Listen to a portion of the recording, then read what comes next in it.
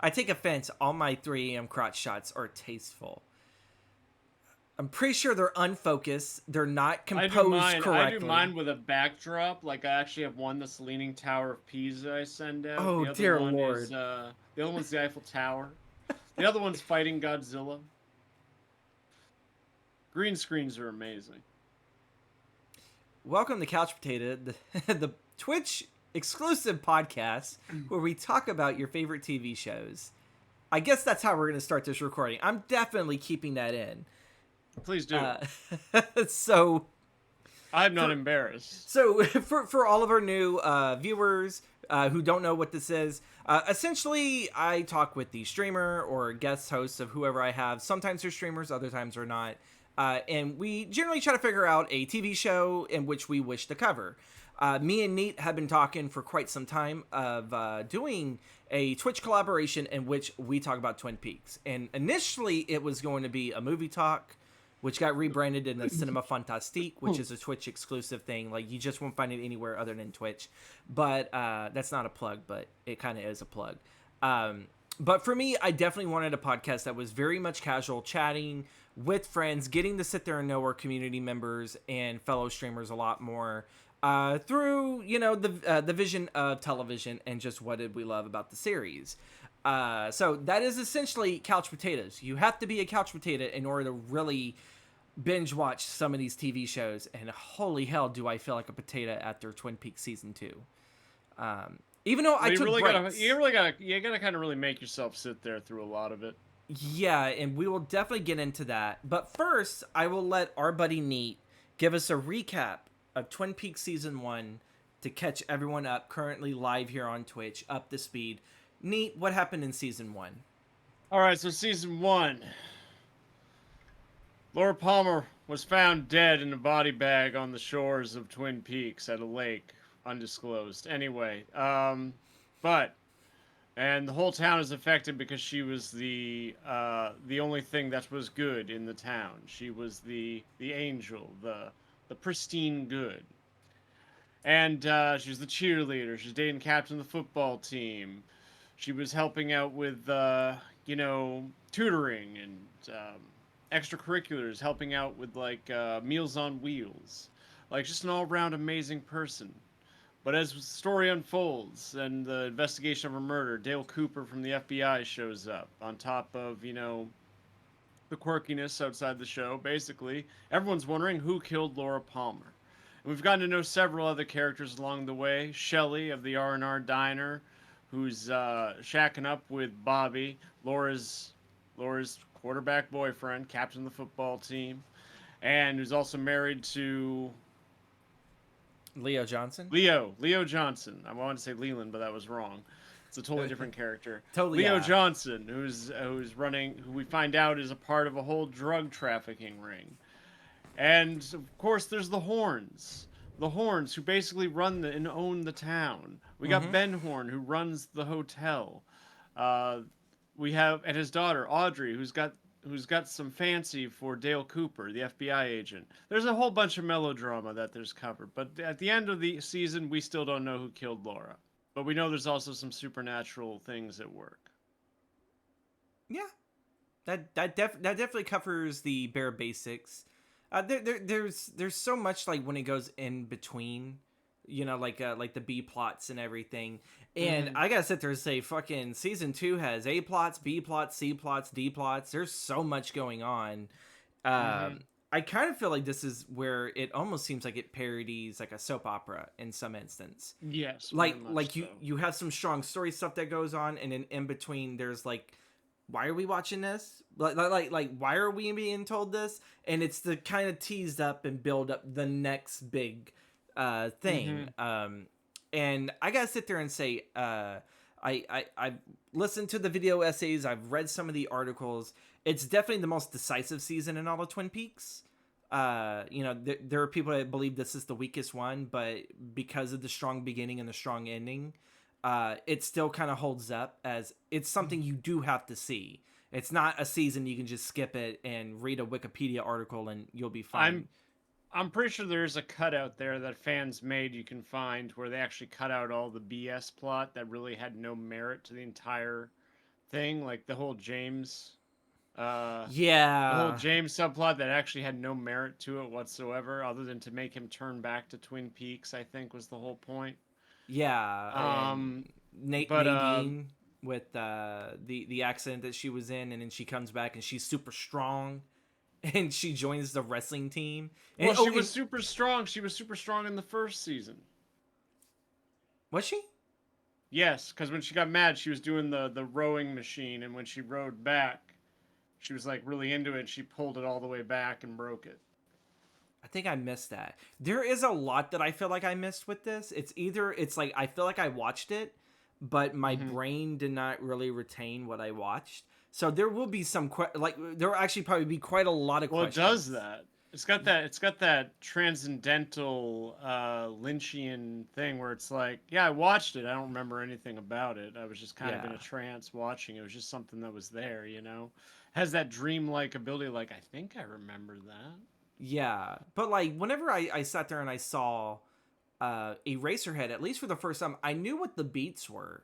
It's like I kind of knew where everything was at, but Mhm. like when it comes to like the deeper meaning of everything, then yeah, that's when like my brain blows a circuit and it's like I gotta rewatch the movie in order to try to Mhm. understand and reabsorb it. This definitely feels like you probably would have to watch this season over and over and over again to fully kind of get it. Like there it feels like it's one of those series where oh, it kind of feels like I missed something. You know, Yeah. it's like oh, like what happened to this character? This character just disappeared, and then like really know what it was. They did not disappear. It's just their exit wasn't nearly as memorable, and it's like that Irish goodbye where they just kind of slowly just exit stage left, and that Mhm. was it. And so there's definitely a lot of questions when it definitely comes towards the end with rapid fire that I wanted to ask. But the season, all in itself, it's 22 episodes and it's split up technically into 3 chapters. So we continue the Laura Palmer murder, which essentially occupies episode 1 through 9. We have One Eye Jack's story, the whole incident, um, the drug trafficking, and I would not doubt if it was human trafficking as well. And One Eye Jacks, which is episode 10 through 13. I don't know why those felt like the longest episodes I've ever watched. Like at least like the end of it, there was a big blowout, but to me, it felt like why did these episodes drag so long? Um, and then you kind of get, which it kind of does the same thing like the One Eye Jack story. We get the final chapter, the Wyndham Earl and the Black Lodge, which is essentially episode 14 through 22. So Mhm. there's a lot to kind of go through here, and we're gonna have Neat, who when we were talking doing season 1, that he actually remembers season 2 a lot more than compared to season 1. So Neat, walk us through what is the first chapter of this Laura Palmer's murder. How do we go through? Uh, Okay. So the Laura Palmer arc is so we do find out who Laura Palmer's killer is. mm-hmm. Well, at least directly. Well, indirectly. So there's been we have the whole speculation of Bob throughout the entire season. What is Bob? Who is Bob? Where can we find Bob? But then we have profound knowledge from Albert, out of all people, who says that he thinks that Bob is just the evil that men do. So we find out that Leland Palmer, spoilers by the way, is actually the murderer of his daughter, Laura Palmer. And honestly, that's about it. Laura kind of takes the back burner for the rest of the season. Okay. There's definitely like some in between. They definitely do set up, um, especially with One Eye Jacks. I think this was kind of perfect, but it kind of felt like I don't know their capitalization in which we actually go into One Eye Jacks, Hmm. um, with Audrey Horn. You know, essentially, Yep. like we already sat there and saw in season 1 towards the end that she was already infiltrating and Hmm. investigating this place. But yeah, going to like Leland Palmer and Bob. So I remember asking you off recording, I believe a few days ago, thinking, uh, is Bob the one that has that is like a possessive spirit that is doing this? And then what you mention is he's supposed to be, a visual for us to see as it's just man's innate evil. It's just the evil that men are. And so when we kind of wrap up with Wyndham Earl and everything, there's a lot that I really want to kind of ask about that, because Yep. there's so much of when it comes to, especially with Josie. And I do like. Oh yeah, that's a lot interesting. The Josie Yeah. arc is really interesting. And I think that was That was like I think that was the real what the fuck moment when I was watching the show, was the Josie thing. Yeah. Which, first off, that whole story arc felt rushed. It felt very rushed, I feel. I feel like could have been way more fleshed out. We could have seen a little more tug and pull on that one. Yeah. But yeah, the Josie thing and Ghost brought new meaning to the term Ghostwood. Yes. And I was definitely like confused, because for one, Josie's character, she started super strong in season 1. Which I will say for folks, if you go from season 1 and then binge immediately to season 2, you're going to see a total different production value in which how it's filmed. Because season 1 definitely feels like a movie. It feels like a David Lynch movie. It's just made in eight parts. Yeah. 9. 9. 9 or 8, but yeah. Yeah, it's made in that many parts. But then when you look at season 2, it's obviously, it feels like television. But it doesn't lose too much of that Lynchian quality to it. And I kind of do miss some of the, anytime there's a sex scene, there's a waterfall, or there's some kind of, I kind of do miss that. Like, it kind of makes me want to go back and rewatch season 1. It's like, I love that little artistic interpretation. You don't get any of that in this season, and it's mostly due to the to the studios. I definitely feel like what we just covered, chapter 1, that should have been all of season 2. It should. I would say, yeah, I would say that to go on to your statement about the way it was filmed and everything, I really would say that season 1 was an art form. Like, season 1 was clearly the artist having most of the control, and you're getting a real raw idea of what they were envisioning. And then season 2 turns into pulp. Yes. And we don't mean Pulp Fiction, but yeah, there's some good with it, but at the same time, when you take the good with it, there's like some of that nasty pulp that's like more poppy, more just like, let's just get the story told. We don't need the visuals. We just want the story told. Who killed Laura Palmer? We want to know. That's why we find out so early on. And it's such a letdown. Not a letdown sense of like, oh, okay, well, I mean, who grieves that much? I mean, I mean, I guess before we move on to One-Eyed Jacks, Leland's confession, the whole reveal that it is Leland. For one, it's totally upsetting to sit there and see the same actress who played Laura Palmer play, I forget what her name is, but it's Laura just with brown hair and everything.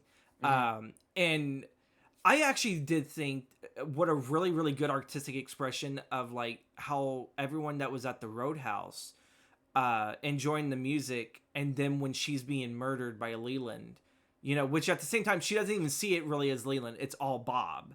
Everything, which is what I kept speculating. Well, that's up to interpretation, because it goes in between Leland and Bob, but every time something sexual is happening while she's being murdered, it switches to Bob.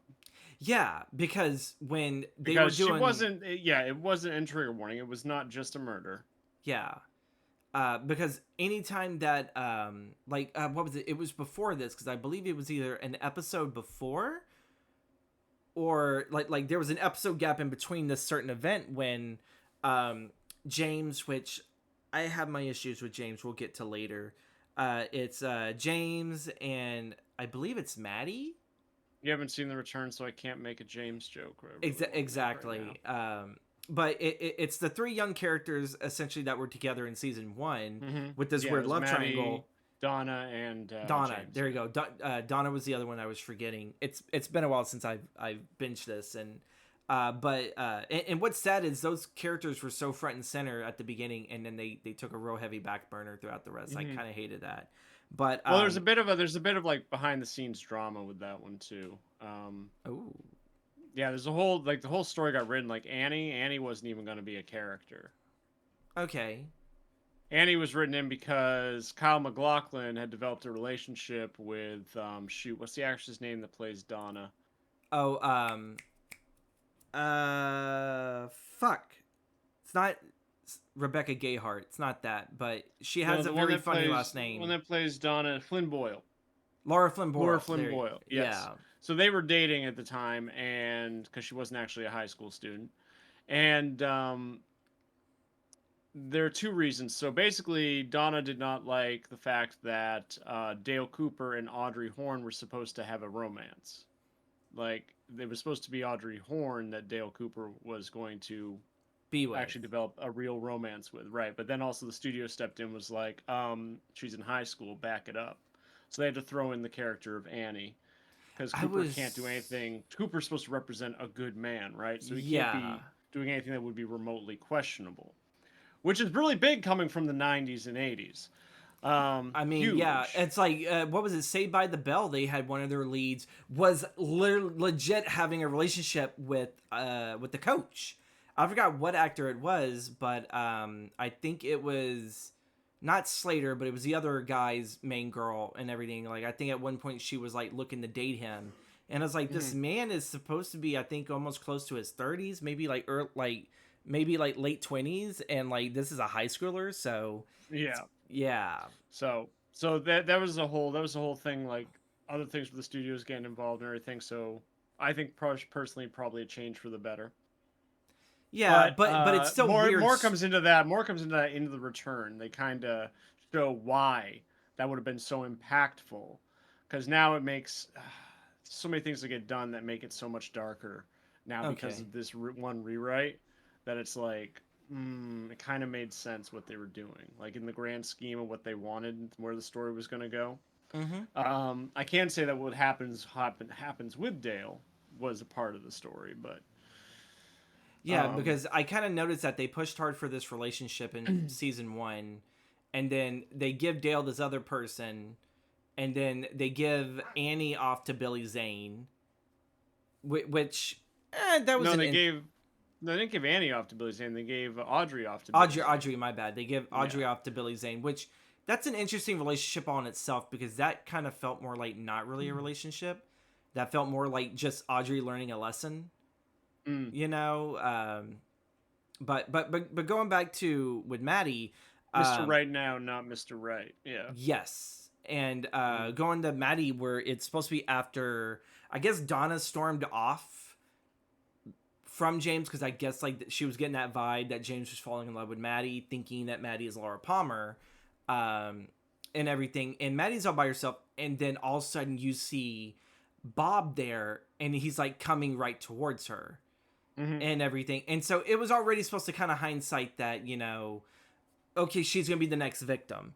And one of the Yeah. beautiful things about that scene, even though it's so terrible to watch Leland beat and violate, which was supposed to be, I think, his niece. Yes. Yes.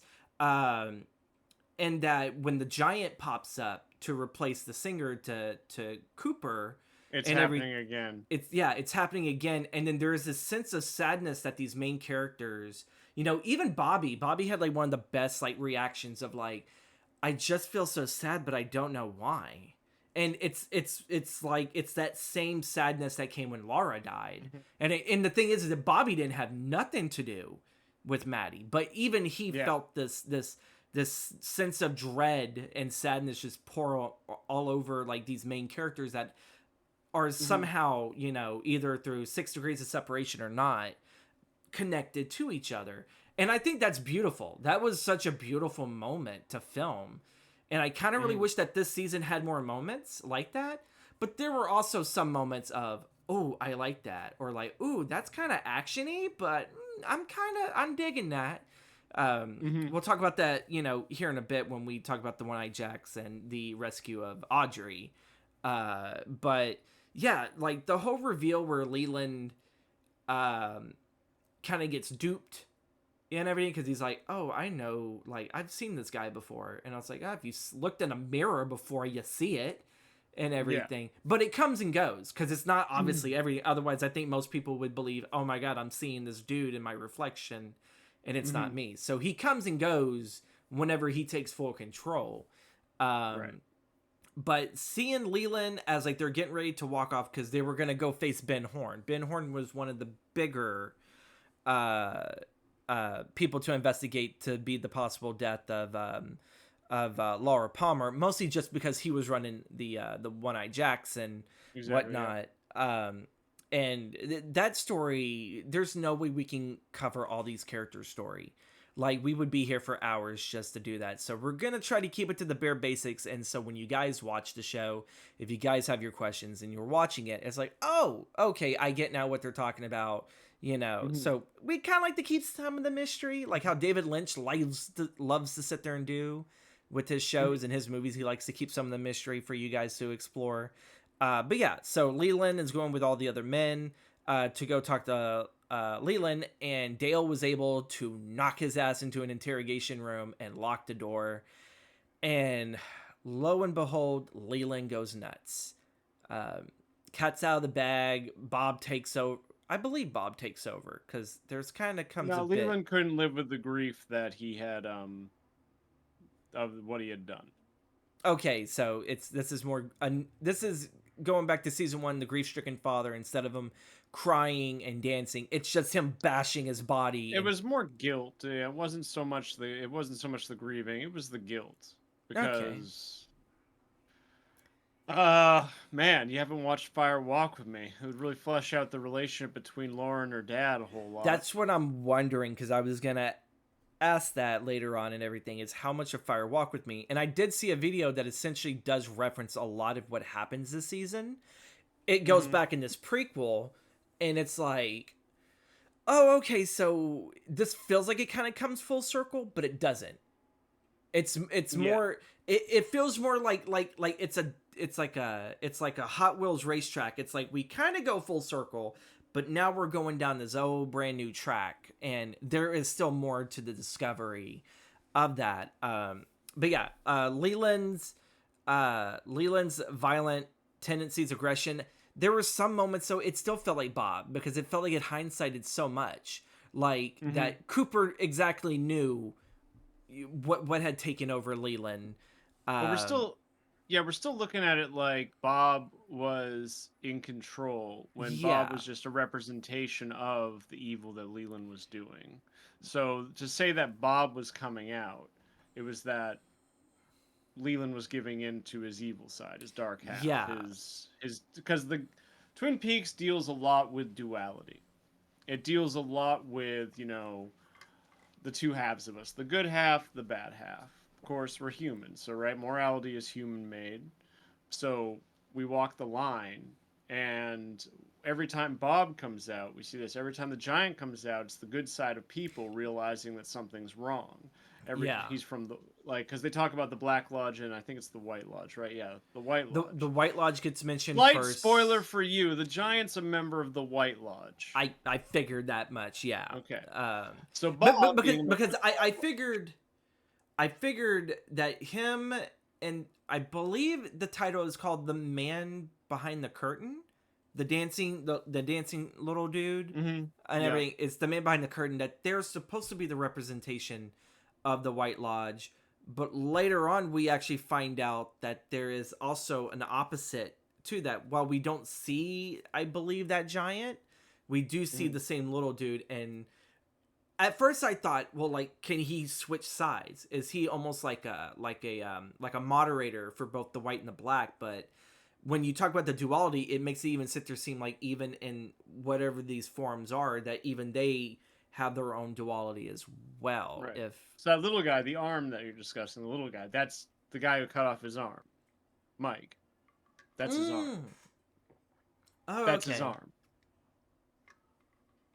He cut again, off his arm so he wouldn't do no evil anymore. That's his arm. It's sitting in the Black Lodge saying that gum you like's gonna come back in style. yeah. Which again, I do like a lot of how it's foreshadowing and setup, with Hmm. a lot of this. And I think pretty much once they kind of wrap up the Laura Palmer case, that character does not really come back whatsoever. I guess he just No. moves on to the next town to go sell shoes. That's all he does. Because I don't remember seeing a death or anything. I do love the fact that he's got one arm and he's only got one of each shoe in the suitcase though. I did love that. I thought it was such a nice little quirk. Like these are just, Yeah, which makes sense. Why would you carry around a full pair? You sell them, you order them. But like, yeah. It's part of that David Lynch humor. It's mhm. something of like, you really have to pay attention to the details, otherwise you're gonna miss it. It's not just in his comedy too; it's a serious drama, and Leyland, of course, dies. I believe, I think he impaled himself on something because No, he kept running towards the wall and hitting his head yeah, on the wall. and then he finally has like, because again, it makes you keep thinking that this is a possession thing because the way how he starts crying, and then Dale sit there and tells him walk into the light. It almost seems like there is like this letting go of that and everything, which I guess you could sit there and say it's like it's time to come to terms with what you've done, move into the light and be judged. There's that religious spiritual overtone, which was really all over season 1, and it still continues here. But I still wouldn't call Dale Cooper a religious person, more of a spiritualist. Yes, because that's definitely what when we mention Ghostwood and everything, it's still spiritualism. And you were mentioning to us a little bit of kind of because I kind of get now what you meant when the wood is supposed to be where the spirits go, like that's kind of like where they rest. And then when we get the Josie, which is the most criminally underrated character ever. She starts out super strong. But there's someone who says like they don't want to die in the hotel. Yeah. Because the hotel's made of ghostwood. Yeah. And then of course Ghostwood is supposed to be what's this next project on, and the situation in which Ben Horn puts the one half owner of the mill and everything. I definitely like that this season they kind of swapped it around and everything, where it's Ben's on the opposite end and that he has to make this deal with Ghostwood and everything. I definitely enjoyed that. I totally blocked out the Civil War arc. Yeah, I really have no clue how to interpret. Why is he rooting for the Confederacy? I think it was. This is like a northern. So remember how it ends with Ben, because now he's like he wants to rectify, he wants to do good. So the Civil War, right? You have two factions of the same country fighting. Yeah. Again, the duality. Yes. One wants to change, one doesn't want to change. Yeah. One wants to stick with the old. Now, what's really interesting is, right, he's on the side of the Confederacy, and he rigs it. He does this fight during the general, so the Confederacy wins. Yeah. It's like so he's not really being genuine with his whole "I want to change." Yeah, and it doesn't come off that way either when we get to that part. But yeah, One-Eye Jacks, Ben Horn has already like lost his shit. So yeah, he's playing war in his office, and we were already introduced like episodes before to Jean Reno. Yeah, I think that's how you pronounce the name. Played by Michael Parks. This is like an excellent character for him, and I love that David Lynch cast him because he plays such a real snaky. Yeah, and snaky. And he's like one of the guys too that would take like one of the big characters I was rooting for with the diner lady that is in a relationship with Ed, her husband, to the point that even he felt out of power. And it's like he always felt like he was a little bit more snaky, a little bit more sly. He thought he was the big dog, Yeah, he didn't realize and then he was on a leash. And then Jean pops up and he just kicks his ass left and right. So take us through, I guess, like real quick, the One-Eye Jacks for this season, episode 10 through 13. It's very, very quick, and for fans of the X-Files, to me, I love this because as much as this film inspired the X-Files, David Duchovny's Denise is one of my favorite characters. Is probably the main reason I love Denise. I got through One-Eye Jacks. I think the entire fandom loves Denise. Yes. I wish Denise got more time in the return, but when Denise comes back later in the return, it is bam. No, Denise is a great character. Honestly, and if I'm going to be honest with you, Gothic, you might want to just walk us through One-Eye Jacks. I'll cover Wyndham Earl all day. Okay. But the One-Eye Jacks arc did not hold me that much, so I'm going to let you just take the show on this one. So I guess in doing so, I'll do it in broad strokes because in broad strokes, essentially, we get to dig a little bit more deeper into all the drug trafficking that is pretty much, told throughout season 1.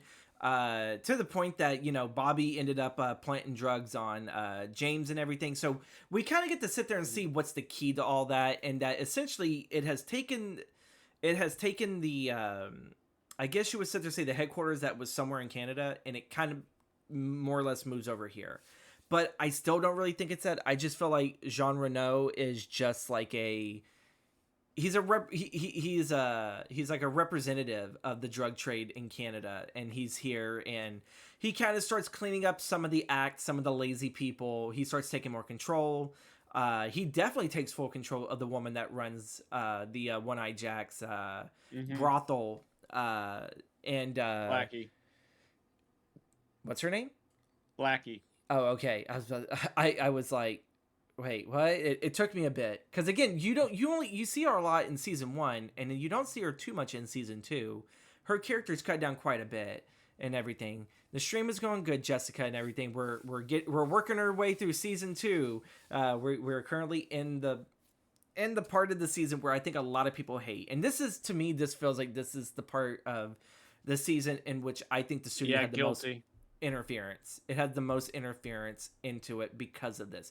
Because there's nothing supernatural going on except for when we get to Josie and everything, and that's when she kills David Warner, which I could not remember for the life of me, because there's so many characters in this season. I don't even remember what he did. I remember, I think what was he was supposed to be the brother of the redhead woman that owned one half of the lodge. Fun story. Wait, no. The David Warner character, if I remember right. It's either that or yeah. He was the guy that was in, if you saw the original Omen, he was the one that he got his head cut off with a sheet of glass and everything, because there was like this truck that stopped, and like the moment it stopped, the glass came out and it cut his head off. David Warner has a very minuscule part, and he's the one that was sleeping with Josie.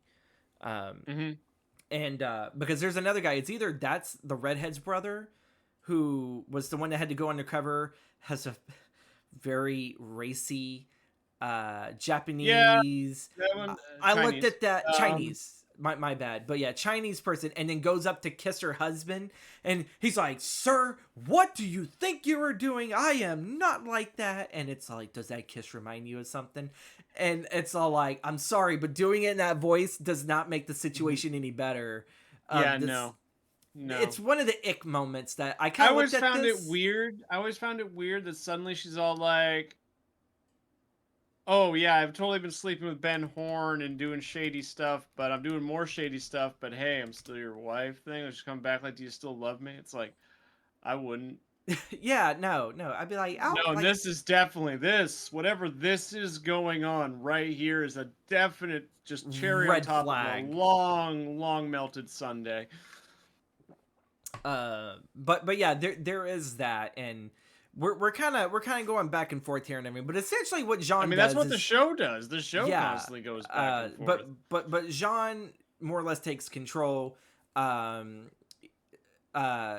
Audrey gets kind of essentially stuck at One Eye Jack's until there was word getting out that essentially she's there, and I was gonna say Cole. It's not Cole. Cole comes in later. Dale Cooper comes in with, I love Truman. Truman is such a great character. There were so many characters the second season that you almost needed. Yeah, that's what it feels like to me, because now I'm having to go through details of the redheaded woman. And this guy, and that guy. Fun little trivia, speaking of redheaded women. You know the woman that like keeps killing all the old men because she gives them heart attacks because she's so pretty and just alluring? That little subplot. What does Dr. Jacoby say? He's like, she's just eluding sex, and then he walks off with her. That's actually what's Ryan Reynolds' Blake Lively. That's her sister. Really? Yes, that's her older sister. Huh? That I did not know. She was also in Teen Witch. The movie? Yes. Okay. Not Sabrina. I was about to say, I was like, I don't remember her in that one, but okay. That I did not know. I did not know that was Blake Lively's sister. Again, this show, with as many casting characters, when it comes to her cameos, they really do pick some really interesting actors. Like, I was still shocked that when I saw Billy Zane, and he just smiles, and all I can think of is him from Demon Knight and everything, where how very charismatic, he opens up his mouth and out comes a sponge to be like his tongue, and it's like, and he's like I think he was like chewing on it or whatever. And yeah, no, I love Billy Zane's Billy Zane. charisma of the 90s. He was the biggest. He was either the biggest heartthrob or the biggest asshole. He didn't have the body of work to be the biggest heartthrob, but yeah, he had the charisma. I think it was just this allure that man has, and he is a talented actor. Yeah. I wish he had more bigger roles in acts. I think the biggest role I ever saw him in was he was in Titanic. Yeah, the guy that Kate Winslet was like his supposed peak. to. Yeah. Yeah, and then he started doing a lot of direct to VHS and DVD movies, like in the name. I think he did In the Name of the King sequels. So he did like a lot of those weird. He kind of fell into the same loop that Nicolas Cage did for a few years, where he just did like all these weird medieval fantasy movies. Well, Nick Cage does it because he was in massive debt, so he had to take any and every job. Well, I would not doubt it if Billy Zane was in the same position too. You know, it's like their business. I got married. I own divorce. I need to pay this shit. So just give me the fucking role. I'll read for it, but give me the role. It's like I need the money. And but still, like when you look at like his career from like Critters to doing The Phantom to doing oh god, The Phantom. Yeah, that one's like a love-hate relationship. I loved how well that at that era they were adapting so many pulp styles because of Batman and all that. It's in the same area as Mystery Men for me. Yeah. It's like I'll watch it, but I'm not gonna walk away being like best movie ever. No, this is more something like I'm not gonna need a cigarette after leaving the theater watching it. I didn't go for a ride. It's there. But also too, if you think of Mystery Men, as much as those characters like the Rocketeer and not the Spirit. I forgot what the other one was. Alec Baldwin played Shadow. The Shadow. I love the that Phantom. Movie. Yeah, I love its soundtrack. I love The Shadow and its soundtrack. You had Tim Curry in it. You gotta love that one. Exactly, but it's everything of that era. I kind of felt like Mystery Men did more than make fun of Marvel and DC and all that, but they were also definitely pulling strings at the weird resurgence of pulp action pre-superhero era of that from like what I think it was like they were like radio to 93 shows, I believe. Yeah I mean Dick shows. Tracy was like 1992, and that was probably really right next to the Rocketeer wasn't really successful, but that was probably like the biggest boom was when they did the Dick Tracy wasn't that successful. Yeah, but they had who? Did they have Al Pacino? Was that they Al had Pacino? almost every guy essentially that did a mob film. They had Madonna, Al Pacino. Dustin Hoffman Al Pacino looked like Sean Penn. and what was it? Oh my God, Rain Man. Dustin Hoffman played Loose Lips or something like that, or he was the one that they were interrogating, but you couldn't see it was him because they were underneath all those prosthetics and everything. Yeah, Dick Tracy is a guilt. It's a guilty pleasure. I kind of feel like those. I love the Rocketeer. I think the Rocketeer deserved a lot more love than it fucking got back then, because it was essentially Iron Man before Iron Man. But either way, moving forward. Jean Reno, big bad guy, comes in, starts really knocking down some of the bigger players here, starts reminding people, and then when it comes to the rescue of Audrey, because I believe the next episode is when we get rid of Renoir. Or Renault, whatever his fucking name. It's French. Fucking French. Jean Reno. Yeah, something like that. I have no clue. Yeah, Jean Reno. Audrey's whole thing where like they save her, and then like our heroes are stuck at gunpoint by this one random guard outside. And then who comes to save the day? Tomahawk Joe or something like that. It was the deputy and everything. He legit threw a fucking tomahawk into the guy's back and everything. And Hawk. Hawk. There we go. And I fucking love that, out of all this weirdness that we've gone through, all the weird supernatural stuff, we're going to add in, just the one deputy that carries the tomahawk with them. You never see it again, but he just had it and everything. Throws it right into the dude's back. He just freezes for a bit and then drops dead. And the guy's like, well, thank God you guys can't keep a secret. And I was like, the one-liners of this dude could have been an action star, a cheesy one at best. But this man had some really good potential if written. And I don't know, to me when I saw that, I just giggled. I was like, oh, this is like so great. It's so cheesy. It's so, I wouldn't say it's in poor taste or bad, but it's so cheesy it's good. and everything. It's the good cheese. Hmm. And then as like we're with the death of Laura Palmer, Dale loses his license as a FBI agent, and so he kind of gets deputized by Truman. Hi Midi class, how you doing, lovely? Oh, Um, MIDI high. but yeah, like dealing with all that, and then I believe Josie dies throughout this story, right? Yes. Yes, this chapter. So we lose Josie, sadly. Yeah, the That's most what supernatural thing we get from this story is Josie's face in the wood. which adds a little bit more to the message of, or not message, but there is something that they want to do business wise called Ghostwood, and it quite literally seems a very figurative thing of yeah, she died, and then you get that question that pops up later, how's Josie, like when Bob comes out, and it's like this mocking, but I don't even think Cooper sees it. I think it's like right after Cooper and Truman leave and everything. Yeah. And then that's when Bob it's more of a mocking as like, they're not there to hear it or whatever. But hey, Parrish, what's up, mate? And everything. Perish. But there's a relationship here where there is this evil entity, which is really just the evil of man, and just how much it mocks even whenever they're not there. And it's just constantly they're mocking, and so that's how I kind of now interpret, after knowing what I kind of know, going into the into the final part of the season. It's like this energy is mocking them, like it knows what it can make every single one of them do. And so you feel even hard after that when Josie dies and Truman goes through his alcohol fit. I truly believe out of all the character development in this season, Truman has probably the best, where he is his good cop, loses his woman, which was already strenuous enough to his job, finally loses her, goes through this alcoholic binge. Dale brings him back into the fold and everything, and he finally comes back after mentioning this really odd assortment of breakfast that makes him puke. Thought it was funny, but at the same time, it's like, that's cruel and everything. And then that's Sobered him up. Yeah, it sobered him up, and then that's when you start getting David Lynch popping in. Miguel Ferrer, last shout out, because we've already passed his part in the series. Miguel Ferrer, I loved him coming back into this season. Even though he does make fun of he calls them all hillbillies, and it's all like, you're kind of in the wrong area to call them hillbillies. They're not really hillbillies. You could probably call him a hick. Not a hillbilly. I kind of relate to them all. I kind of relate to Albert. Yeah. Albert is like just that one, like, I just say it how it is. And I love him. I love Albert for that. And I love Miguel Ferrer. He does wonderful work.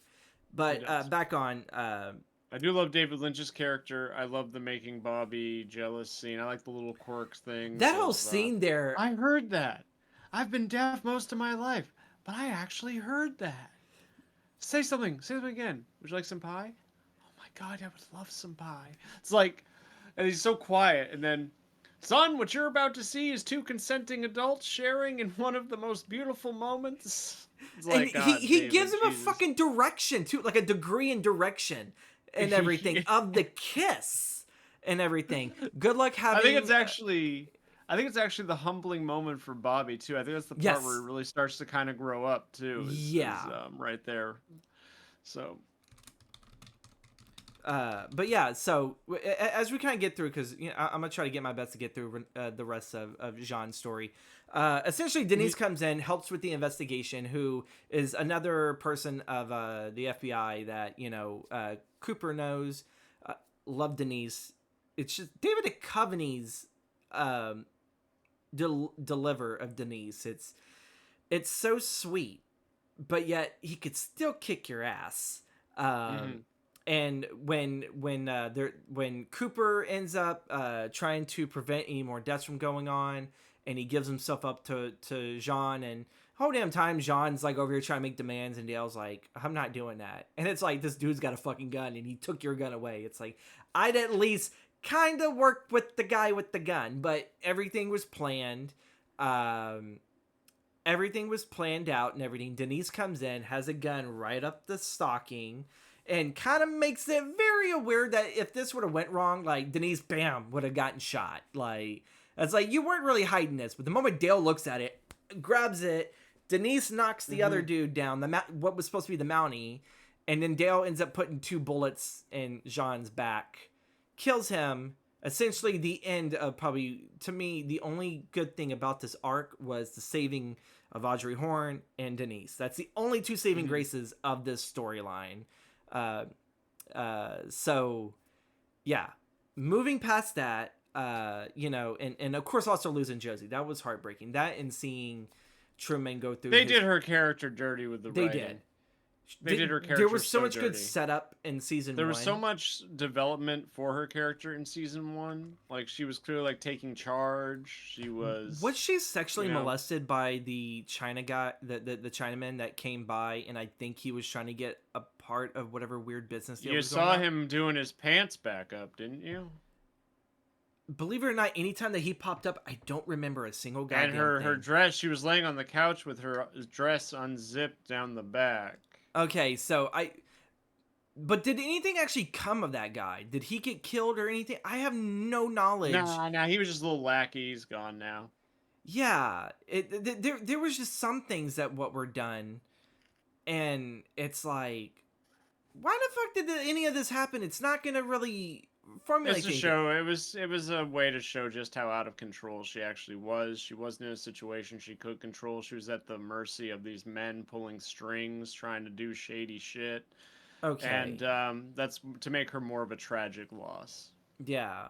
But in the end, she still put a bullet in one of the men that thought that they could take her. It's good writing. In a way, it's also like you did your character so dirty. That's some George R.R. Martin shit right there. Yeah. Well, actually, no. George R.R. Martin just hyped them the fuck up and then just off them real quick. But yes, I will be king. But still, like Josie though, like Josie had so much potential, and then you kind of feel that George R.R. Martin. I definitely wondered if maybe Lynch wanted to play the long game with her character role and then really give her a really nice send off. I don't know if really that intended was meant.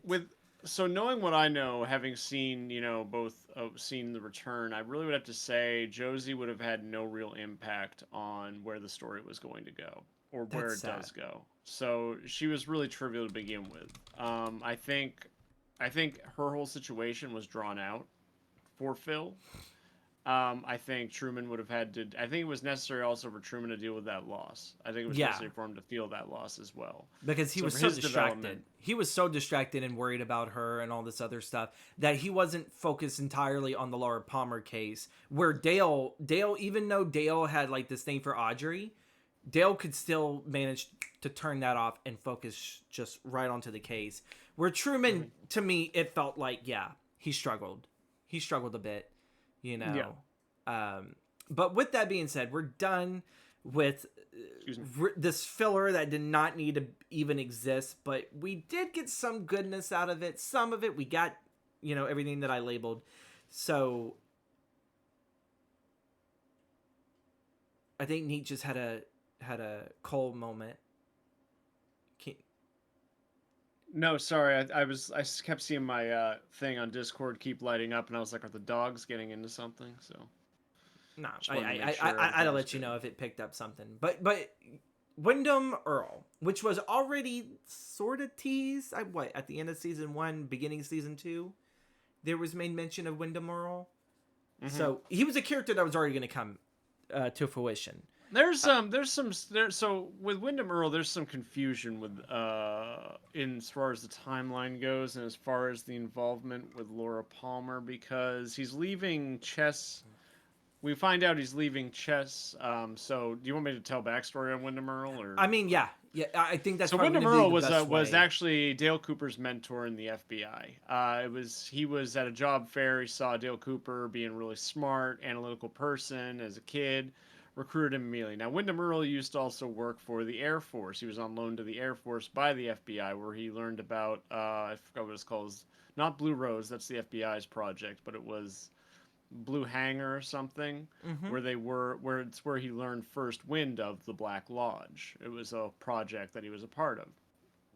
Now, So Wyndham Earl took Dale Cooper under his wing, kept an eye on him, and kind of groomed him in the FBI. Got him involved in the Blue Rose Project with Albert and David Lynch's character. Um, Coleman. yep, and David Bowie, but that's for Fire Walk with Me. Anyway, I did hear for the return that they did get the AOK to use stock footage of David Bowie's, moments in Fire Walk with Me in the return. I did hear about that. So David Bowie technically is in the return. It's just through stock footage, nothing new. Yeah, and he's also there's other that's a conversation for another time. Okay. But now in so in that time, Wyndham Earl had to take a step back. They kicked him out of the FBI because he was showing signs of psychopathy. He was very methodical, crazy. He was painting false narratives to the point where he was convinced that Dale Cooper and his wife would have an affair, and kept trying to put them in situations where they could act on that, so he could catch them or prove his false narrative correct. He's a masturbator, essentially. And master debater. But he so then to the point where eventually he ends up in a psych ward. Dale Cooper does actually have an affair with his wife, and Wyndham Earl breaks out, supposedly what he believes fatally wounds Dale Cooper and kills his own wife. Then gets put away. So that's the backstory of Wyndham Earl and Dale Cooper. But Wyndham Earl's obsessed with Dale Cooper. Now, I have a question, though. Mm-hmm. So Josie was the one that shot Dale at the end of season 1. That's the big question. I know I completely forgot to even mention that. So I'm wondering if the non-fatal shot that Dale suffered at the end of season 1, was that supposed to be a throwback to the fatal shot that he got from Wyndham Earl that killed Wyndham's wife? Was that supposed to be something of like a similar pattern of what Dale was going through, of like all speculation? Okay. Nothing's really confirmed on that one. That's probably. I mean, it's like what you said there. It's like it's kind of fuzzy, like how they describe it. So I was thinking, well, wait, isn't like what Josie went through to do to him? Wasn't that this supposed to be a mirrored effect that essentially Dale Cooper failed at this, and he will get a second chance, hopefully, to wrong that or correct that wrong.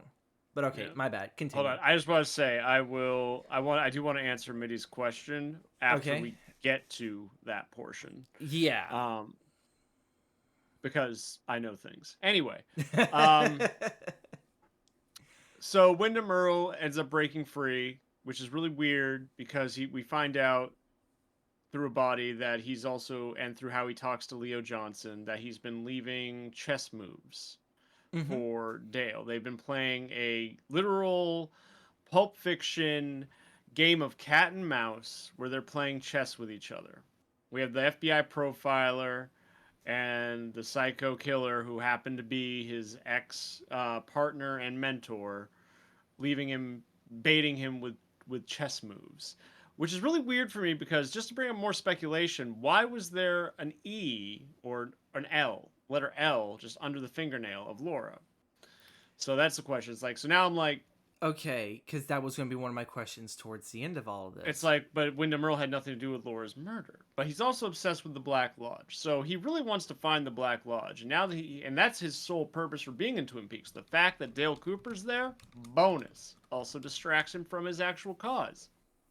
I like how we kind of go with a flawed Greek gods philosophy of this whole thing. Mm-hmm. They're flawed. Everybody has a flaw, except for Dale. Dale doesn't have a flaw. But Dale is supposed to be as good as American Cherry Pie, you know. Mm-hmm. Dale's the good guy, which, gonna bring it back, I see on the roster that we're going to talk about the White and the Black Lodge. Mm-hmm. Can't wait. Okay, so we're going to come back to Dale during that as well. Now...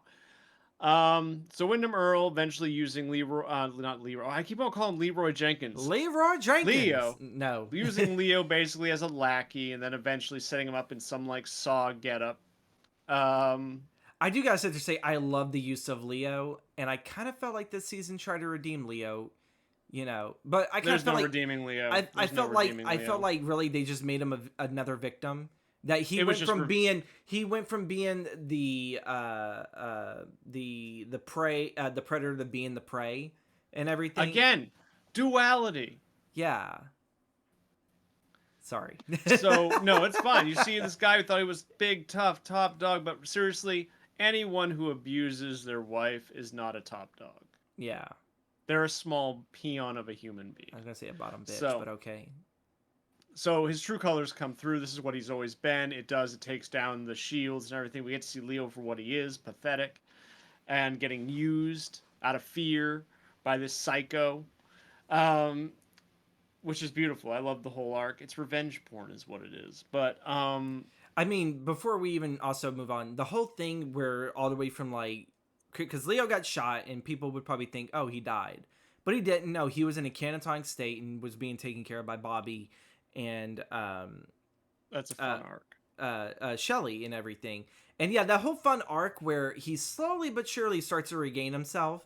And then there's like that storm that's going through. I actually thought that was some of the best television and thrill, because it's like the moment that Shelly gets up and, you know, she's looking and he's like, he's not in a wheelchair. And I'm over here, it's like, he's not in a wheelchair. That's Holy fantastic. fucking shit. It's fantastic. Yeah. And I get a bit of like Vincent D'Onofrio from Full Metal Jacket. Hitchcockian. That's yeah. Hitchcockian. It's like stuff. he's like right there, but he can't really pick up that's the like axe. That's like the twist. Yeah, that's like the twist of like, you know, you're taking care of someone, they're feeble and everything, and they've been faking it the whole time. Yeah, Like and what I'm a like, big, what like that twist. Like, that's such a Hitchcockian twist. it's so great. It's God, so yeah. great. Say Hitchcockian 5 times and see what you. I think that takes on a new meaning. You say it one more time and he actually pops up. I would like to tell you about my new movie. You got to turn sideways. It's first. about the birds, and the birds like to swoop in. He talks kind of like Snape. It's just like Alan Rickman, just yeah, a little bit. He does actually, just a little more cheek, a little more cheek. Yeah. But continue on. So at this time during the whole Wyndham Earl arc, we meet Annie. Annie is now Dale's love interest. Yay for bad writing. And we got Heather Graham. Yay for bad casting.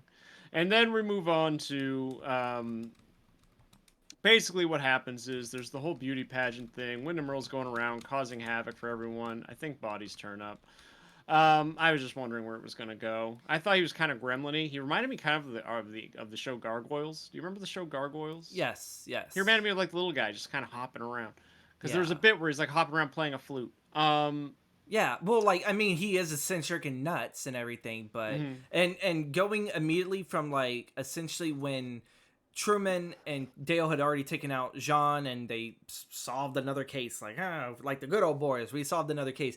Goes into his office and there's a person dressed like a pawn, and I think it's like wrapped in barbed wire and everything. So that already sets you up to what Wyndham Earl is as a character and everything. It's you know, it's all of this, you know, oh, I'm literally going to play chess with you.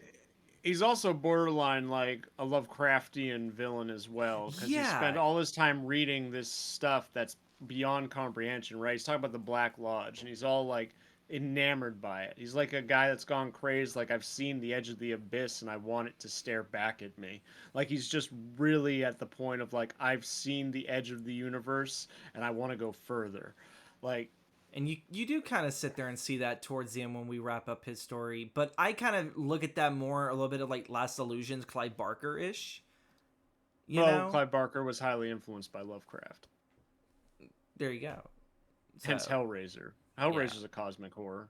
Yeah, I love Hellraiser. Not hell, like the Leviathan. That's pure Lovecraftian. I love Hellraiser. I like the first 2 Hellraisers. The rest of them are all just other movies that they just said. Well, we're not doing anything with them. Let's just slap Pinhead in there and we'll call it a Hellraiser movie. Yeah.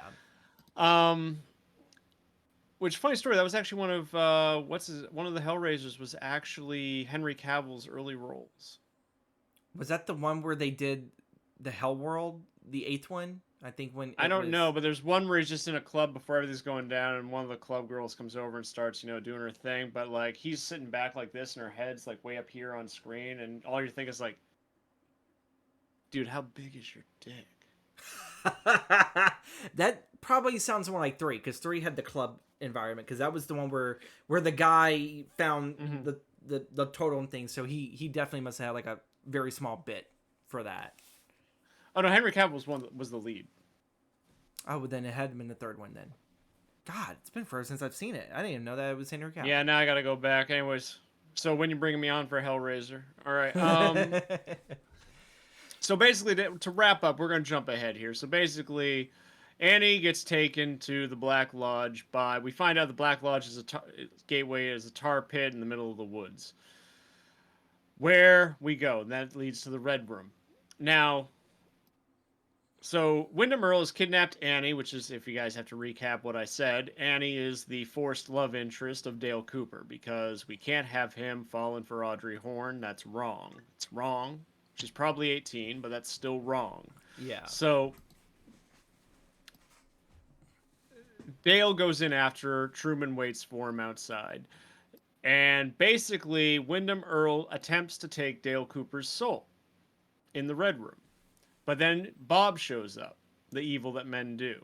And Bob says, it's not yours to take. And instead takes Wyndham Earl's soul. Bye-bye, Wyndham Earl. Which I like, Bob just puts his hand over his head and then he just lights up on fire. Just, yeah. I thought that was pretty cool. And I was like, oh, like, the fire that I get, I don't know. I thought very, I guess, Greek poetic of like, oh, it's the fire in all of us. And he quite literally sucked that fucker right on out of him just by grabbing his head. And I like that idea. I like that vision for that. So I definitely, 2 thumbs up on that. I enjoy that one. During this time, Dale comes face to face with, I think he comes face to face with Leland Palmer, right? That was the first time, yes. I can't remember if that's in Fire Walk with Me or if that's no, that is in the season, because whenever he leaves, he runs right into Leland Palmer, who begins laughing at him and everything. But he says, "I didn't intend to do anything wrong" or something. He says something to the end of like to that assessment, and then he tries to leave. But then he's being chased by another Dale Cooper. And at the very end, right as Dale's about to hit the exit, he is tackled by his doppelganger. Again, the duality. So, do you want to talk about the ending? Yes, let's talk about it. Do you have questions about Wyndham Earl? Do we want to go into more detail with that? Because that's a bit, that for it being... okay, so that's probably the biggest arc. That's probably the biggest arc of the season. There is like one thing going to the Wyndham Earl that I really enjoyed. And I kind of like just how like Leo Johnson even reacted to it, because you kind of would figure Leo in the first season wouldn't give 2 shits. But when they were getting Ted Ramney drunk, as the guy is paper macheing his death and everything with I think it's supposed to be like a king, or not a king. I forgot what's the exact puzzle or the chess piece. But essentially what it was Wyndham was looking for another dead body to kill. And it was supposed to be like one last final message before he takes someone personal from Dale, which would be Annie. So this one, Ted Ramney, he's like over here. He's like, yo, man, dude, what is all this stuff about the Black Lodge and everything? It's like, you promised me alcohol. Like, I thought like it was going to be a party. And the guy's like, just wait. It's like, I will promise you all the alcohol that you want in the world. That's what he did. He had him like in this giant, like chess piece. And he's like over here having Leo, feed him, like hand feed him beer and everything. And the whole damn time Earl's going through his little spiel and speculation. And then he tells Leo, give me the arrow. And Leo's like, no, like, is like, I don't want to do this no more. And it's like, give it to me. And then he just like almost fries him. And then, the dude's like, hey, man, dude, that's not nice. And it's all like, dude, you're about to die. I shut the fuck up, like, real quick and everything. And yeah, Ted gets shot with the arrow, kills him immediately, and the most drastic thing. And then, like, there was, like, some other shit going off to the point that, like, I think Wyndham was just going nuts. And I think because of the amount of shock that Leo just constantly keeps going, he goes through, like, his own little weird episode before even he tries to go turn his back on Wyndham and try to reclaim his own freedom, and even he doesn't get that. Wyndham was able to ask him his final question, and yeah, that was it. Now we can talk about the final ending. I just thought that was an interesting. Ted Ramney's there. He's like, I just came here for the beer, man. And it's like, yeah, you did. Yeah. Gonna get more than that. Mm-hmm. So, the ending. Who? God. So Dale comes out of the Black Lodge. Mm-hmm. And he wakes up. He's at the hotel. Everyone's asking if he's okay, blah blah blah. And he goes into the bathroom and smashes his head into the mirror to reveal that Bob is looking back at him. This is not Dale Cooper. Season ends. Season ends. Cheesy, I'll get those squats in once we're done recording. But yeah. So one of the rapid fire questions was going to be, did Dale Cooper under the influence of Bob kill Annie? Which we really can't say because that's the evil. No? He did not kill Annie. No. Okay. So with that being said, the Doppler. Oh, man. The Doppler. And when you mentioned last time that Dale technically had already known who killed who, and I'm kind of wondering with how things are gone, I wonder, has Dale been the one behind some of these killings to begin with? If it doesn't match up with Wyndham Earl with the letters being underneath the finger, and that immediately Dale knew in season 1 to check that, is Dale just as corrupted as Wyndham Earl is? And technically, did he start all these murders? Nope. Dale Cooper's too good. Nope. So then his turn to the dark side. I'm going to turn. So when it comes to Dale turn... Cooper, I'm going to make a Dark Souls reference here. Oh Lord. When it comes to Dale Cooper, there's my favorite Dark Souls character, Artorias of the Abyss. He was one of the 4 Knights of Gwyn, part of the gods. Okay. And when the Abyss threatened to swallow Ulasil, everyone turned their back. No one cared. But Artorias, with his lone wolf Sif, went to fight off Manus of the Abyss. However, as one of the shrooms says, there was nary a murmur of dark in him. He would no doubt be consumed by the Abyss. And Artorias ends up to save his wolf, leaves his shield with his companion, goes to fight Manus, who severs him of his arm, and the only way to live is to make a pact with Manus and the Abyss. And when you fight Artorias, he's a tormented soul, trying still to fight off the corruption of the Abyss. Now, not completely applicable, that last part to this, but Dale is incorruptible. He is good. Only good. Okay. He represents only good. But everyone has a duality. Well, did Dale Cooper get out of the lodge? But he was tackled right before he left. He was tackled right before. Doppelganger, right? Correct. So which Dale got out?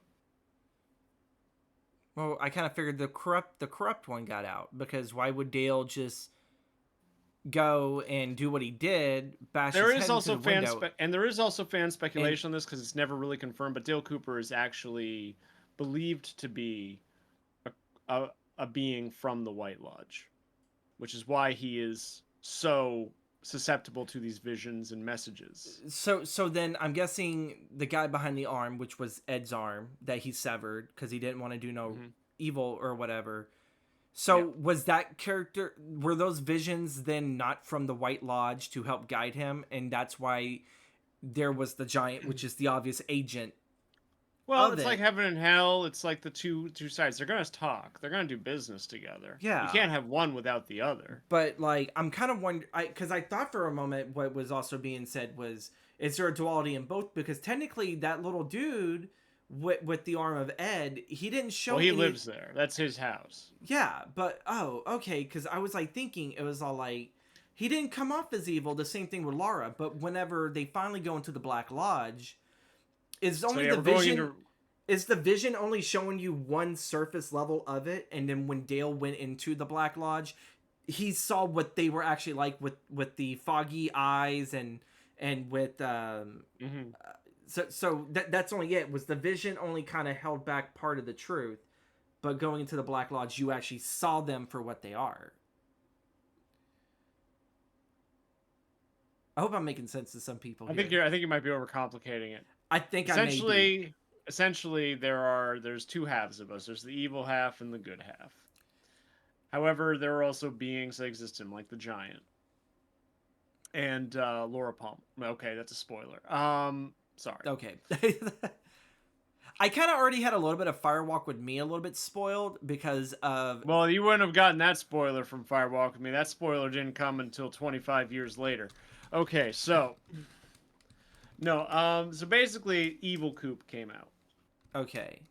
That's what we're supposed to understand. Is that Evil Coop came out? That's why he's acting the way that he is. He was consumed by his evil self, and Good Coop is still in Lodge. We learned more of that in Firewalk with Me.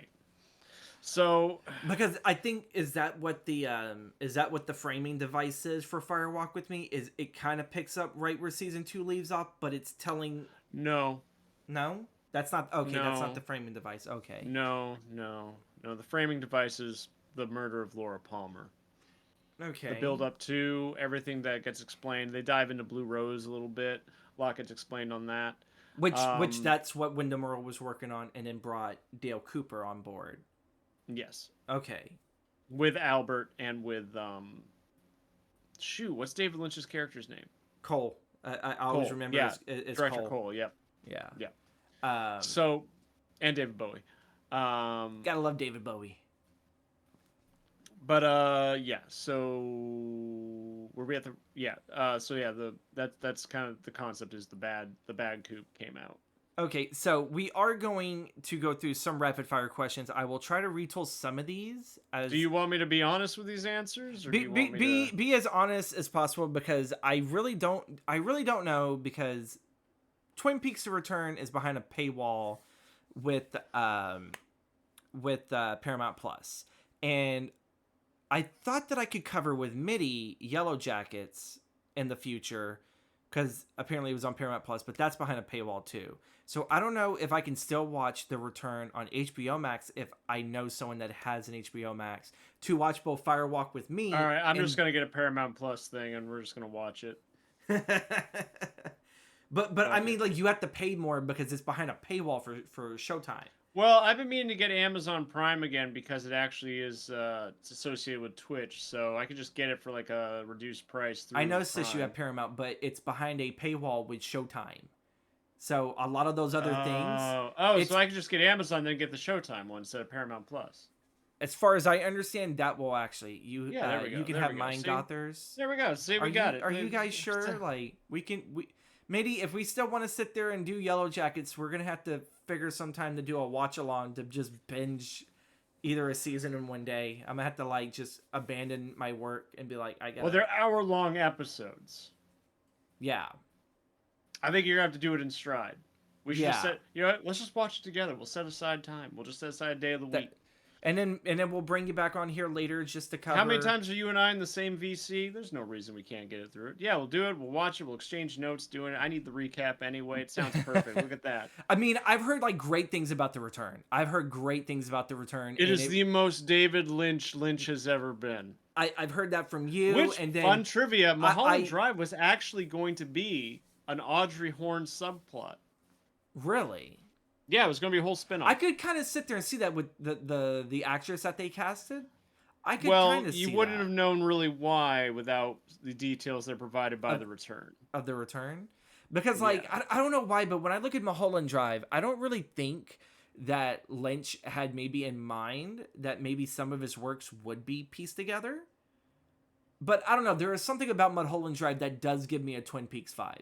It's not a full vibe, but it's something that after watching season 1, and then I believe my buddy Steven sent me a clip of that, I was like, why do I feel like this could have been a Twin Peaks adventure I or love something, Mulholland you Drive. know? I It's like. I'm definitely glad it didn't something. turn. I'm glad Mulholland Drive didn't turn into a spinoff because I actually love what it became, which was this dark message about Hollywood, Yeah. and I just love that. Having lived in Hollywood, I was like, Oh, yeah, so that's about right. you have lived there at one point.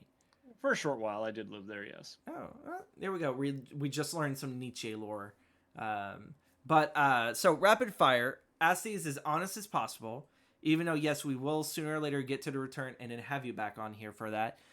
Will the mystery of the phrase "fire walk with me" be explained in the future? No. So it will. Well, actually, it kind of already has. Let's go. Let's dive on that. So basically, Okay. yes, it has. Bob killed Wyndham Earl. How? The fire within us. Fire walk with me. Fire's the soul. There you go. Oh, so that's just exactly. Boom. Okay. Fire walk with me. I Fire's like keep. the energy. Fire's destruction. It's like Fire's what you like mentioned earlier that I was overcomplicating, the magician. overthinking The it. magician yearns to see fire walk with me. Give me life. Hmm. I feel like such a brain dead person. We do learn. To We not. do learn. We do learn more about the blind magician. Okay. Okay. All right. So the next one is, and this is something that we did not cover quite yet, but this is actually like one of the kind of split off subplots that did not really get redeemed because we didn't get season 3 immediately until afterwards. Did Audrey Horne survive the explosion in the bank as well as Pete Martell and Andrew Packard? Andrew Packard was the fisherman that found Audrey, Laura's yes, body. undecided on the other two. Well, no, because Packard died in a bar fight. The actor who played Packard died in a bar fight in his 50s. Yeah, I do remember Yeah. the actor died, so I had no clue if they recasted him for the sequel. They did not. No. They did not. No. No. We Pete only know about Martell Audrey died Horne. as Yes, well. she did live. Okay, so Yes. Audrey Horne, because towards the end when she was trying to prevent, I think it was the selling of Ghostwood, or I think it was supposed to be the beginning. She had handcuffed herself to the beginning of the bank vault, which really did nothing because you should have did it more like this, not like this, because they just opened the door and walked right through her, and I was like, wow, what asshole? That's mean. That's gonna be the meanest thing ever. It's like, I'm protesting, and it's like, all right, move along, and it's like, oh shit. All right, so did Doc Hayward kill Ben Horne? Because they do get a fight where it's revealed that Donna Hayward is in fact the daughter of Ben Horne. Yes. But he took one hell of a nasty head split. You know. Yeah. No, he's not dead. He's not dead. He just got knocked the fuck out. Mm-hmm. Okay. And concussed and probably needs some stitches, a suture. So I already jumped on the question: did Dale Cooper under the influence of Bob kill Annie? Obviously not. Do we get a reveal of who killed Annie? Was it really Wyndham Earl that did this? Annie's not dead. Annie's not dead. No. Okay. Will Twin Peaks: The Return pick up directly from season 2's finale? 25 years later. Which is mentioned when Dale Cooper was... I'll see you in 25 years. So I think that's so odd because it even adds up to like... what was it? Some people were wondering if it was chosen when they remade It, when they did It Chapter 1. And I think it was like exactly 27 years or something like that after after that. And it's like, oh shit, was this destined to happen? So I immediately, when I saw that, and then I learned that 25 years later, I got that. I was all like, do these guys, like, do they really plan this shit out? They're like, no, we gotta do this because I planted this 25 years ago, or probably 24 years ago, because it would probably take them a year or so. Just do, it's like, we need to do this now. This is the perfect time to freak out the audience. You know, I love TVs and movies that do that when there is a sequel, even though no one asked for it, but maybe there's just this little smidgen of moments that you know that went through. But I guess I do want to wrap up with my final thoughts on season 2. There's a lot to love about it, but there was also quite a bit to hate about it. I do not enjoy the One-Eye Jack's lodge thing. I kind of really felt that should have kind of slowly disappeared by the wayside. I did enjoy that. For one, it's one of the very few pieces of television that right after the finale of season 1, I was so hooked to get right into season 2, you know, to the next season. And then it gripped you all the way. Like, you kind of kept watching it. But I definitely Yeah. do feel like if they could have cut out the one-eyed Jack thing, maybe it made that a bearable subplot in season 1. I do believe that the first 9 episodes could have been its own season. And then what? I think it was episode 14 through 22. That was about 9 episodes. Eight to 9 episodes. I Yep. believe that right there should have been a season 3. Yes. It should have been season 3, and then the return could have been our season 4. Like, looking at this, I definitely feel like when it comes to TV shows like this, that I like stuff that's like True Detective, from what I've learned, where they're very short seasons. They definitely kind of adapt a sort of model to BBC, where BBC will do fucking a 6-hour movie, but break it up into 6 episodes, or it'll be a 4-hour movie breaking it up to 4 episodes and everything, like Luther and all that. So I definitely like that here in the 90s with David Lynch's stuff, that the first season I think was good enough for a first season. Like, if you kind of look at it, there's not a lot of meat on the bone, but there's so much style and substance. It has you asking all the questions, wanting to know more. And then I feel like you definitely get a lot of meat in the bone when you look at the first half and everything, and it's so wonderfully well written for what they were being forced underneath the studio rules and everything of, well, we need 22 episodes. And I kind of felt like it kind of did hurt the series a bit to get a revival, because it's always better to have less than more, you know. Yeah, I've always been a firm believer in that. I love my splatter stuff in horror movies, but you know what? I definitely love a good, like, we're just seeing the shadow, you know, like the camera cuts away, we just see the shadow of the act, and then you're seeing blood just spew. Yeah. It's like, you could still make it gory, but God, the imagination, which is something paints we a are more lacking horrific in picture. today's Yeah, films. no, and it's like everything. the most traumatizing scene for me actually as a kid growing up. I've learned from a movie that I actually loved growing up, was in Jurassic Park, but the clever girl scene. Yes. It stuck with me because the raptor, when it goes, it's just kind of pecking, but it has his head like this. Yeah. So it's really just kind of mauling him, but the leaf is down covering it, and you just hear him screaming. Just screaming. And the other raptor's so calm just over there. They're just toying with it. They're just killing him to kill him. And it's just the idea that they had to have that leaf fall just implies that it was so graphic they couldn't show it. So his face is just getting torn apart and everything. Like, the imagination paints a way more vivid, way more horrific image than what would have been portrayed in a cinema. It's like watching any Punisher movie. It's like watching like anything that's just ultra violent. Is like, okay, I'm gonna watch someone get disemboweled. Fuck it. Where it's like, what if they're alive? Like, then if you don't really see it, like the sound alone, sound in horror, like especially in horror, sound is so key. Playing a horror game, it's not what you're seeing.